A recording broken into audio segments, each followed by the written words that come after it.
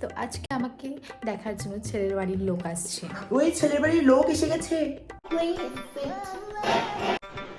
নমস্কার। আমরা আবার ফিরে আসলাম। তো আজকে আমাদের ছেলের বাড়ির লোক চলে এসেছে। কি হচ্ছে ফোনে? আমি একটু বলেন তো, ডেইলি ব্লগিং করছি। এটুকু জানিস না ব্লগিং হচ্ছে। আচ্ছা বাবা, তুমি কি কাজকর্ম করো? ও হ্যাঁ, আর কত টাকা কামাও? আমি ডক্টর, মাসে 1-1.5 লাখ টাকা কামাই। মানে তোমার কাজটা কি বাবা? তোমাকে কত লোকজন চেনে? আমাকে হসপিটালে সবাই চেনে, আমি ডক্টর। কি? তোমাকে শুধু হসপিটালের লোকজন চেনে? আর বাইরে কেউ চেনে না? কেউ সেলফি নিতে আসে না? না, এসব তো কেউ নিতে আসে না।